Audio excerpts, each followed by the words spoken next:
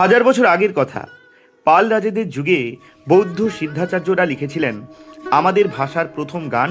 এরপর এলো সেন রাজবংশ। রাজদরবারে তখন সংস্কৃতের জয় জয়কার, বাংলা ভাষা তখন ব্রাত্য।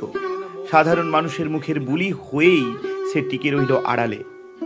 হঠাৎ ঝড়ের মতো এলো তুর্কি বিজয়। ত্রয়োদশ আর চতুর্দশ শতাব্দী বিশৃঙ্খলার এক অন্ধকার যুগ। মনে হলো সাহিত্য বুঝি থেমে গেছে, কিন্তু আসলে সেটা ছিল এক বিরাট প্রস্তুতির সময়। তারপর এলেন শ্রীচৈতন্যদেব। তার প্রেমে বদলে গেল সব। মধ্যযুগকে আমরা ভাগ করলাম তারই নামে, প্রাক চৈতন্য, চৈতন্য আর চৈতন্যোত্তর যুগ। বাংলা সাহিত্য পেল প্রাণ। বড়ুচণ্ডীদাসের শ্রীকৃষ্ণ কীর্তন থেকে কৃত্তিবাসের রামায়ণ কিংবা মঙ্গল কাব্যের দেবদেবীর লড়াই, বাংলা ভাষা তখন রাজকীয় মর্যাদায় ভাস্বর। 1760 সালে ভারতচন্দ্রের মৃত্যু আর পলাশির যুদ্ধের দামামায় শেষ হলো মধ্যযুগ।